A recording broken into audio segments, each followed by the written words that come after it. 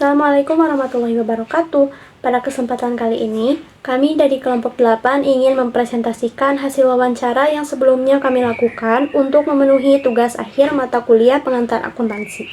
Di sini, kami telah mewawancarai salah satu usaha bernama Bila Collection. Sebelumnya, izinkan kami untuk memperkenalkan diri. Perkenalkan, nama saya Nazara Nila Salamah dengan NIM 10225-124 dan rekan saya Nadia Mikatul Maula dengan NIM 10225-126. Kami telah melakukan pengumpulan data, wawancara, hingga penyusunan laporan analisis keuangan dari Bila Collection. Selanjutnya ada profil singkat usaha Bila Collection, merupakan usaha jasa menjahit yang berdiri sejak tahun 2017. Usaha ini bergerak di bidang custom made, vermak, dan jahit pakaian, berlokasi di rumah pribadi pemilik. Dilihat dari skalanya, Bila Collection termasuk usaha mikro dengan sistem usaha perseorangan, di mana seluruh kegiatan usaha masih dikelola langsung oleh pemilik. Lalu, ada latar belakang usaha. Awalnya, pada tahun 2016, Bila Collection hanya merupakan usaha sampingan yang menjual kerudung dan juga gamis. Namun, pada tahun 2017, pemilik mengalami PHK dan akhirnya memutuskan untuk fokus penuh menjalankan usaha menjahit. Karena pemilik memang sudah memiliki keahlian menjahit, modal awal usaha digunakan untuk membeli perlengkapan tambahan dan juga bahan. Walaupun masih berskala mikro dan dijalankan dari rumah, Bila Collection tetap berusaha memberikan pelayanan yang terbaik kepada pelanggannya. Usaha ini juga memiliki peluang yang sangat besar untuk terus dikembangkan. Berikutnya ada proses operasional usaha. Proses operasional di Bila Collection ini dimulai dari konsultasi dan penerimaan pesanan di mana pelanggan menyampaikan model dan kebutuhan jahitan. Selanjutnya dilakukan pengukuran, pembuatan pola, dan pemotongan kain. Setelah itu masuk ke tahap proses jahit, sesuai dengan desain yang telah disepakati antara pembeli dan juga penjual. Tahap terakhir adalah finishing, seperti pemasangan kancing, perapian benang, dan juga penyetrikaan sebelum pesanan diserahkan ke pelanggan. Selanjutnya, ada aset dan peralatan produksi. Untuk menunjang kegiatannya produksi, Bila Collection memiliki beberapa aset utama, diantaranya adalah mesin jahit tipikal GC6150M dan mesin obrasi rubah 747F. Selain itu, terdapat perlengkapan jahit lainnya seperti benang, jarum, gunting, dan peralatan pendukung lain yang digunakan dalam proses produksi sehari-hari.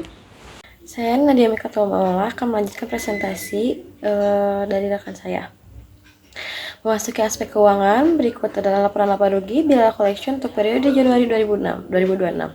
Selama bulan ini, usaha berhasil membukukan pendapatan jasa sebesar Rp1.070.000 setelah dikurangi beban operasional seperti beban listrik, perlengkapan, dan penyusutan peralatan sebesar Rp165.000. Bila Collection mencatatkan laba bersih sebesar Rp905.000. Angka ini menunjukkan bahwa secara operasional, bisnis ini sudah menghasilkan profit yang stabil bagi pemiliknya. Selanjutnya, pada laporan perubahan ekuitas, terlihat adanya kenaikan modal dari awal bulan Desember sebesar Rp110 juta menjadi Rp10.705.000 di akhir Januari setelah penambahan laba bersih. Sedangkan pada laporan posisi keuangan atau neraca, total aset yang dimiliki adalah Rp11.205.000. Aset ini terdiri dari kas, perlengkapan, dan peralatan produksi. Nilai peralatan yang kami catat sebesar Rp7,2 juta merupakan nilai setelah dikurangi akumulasi penyusutan sesuai dengan prinsip akuntansi untuk mencerminkan nilai sisa manfaat aset tersebut.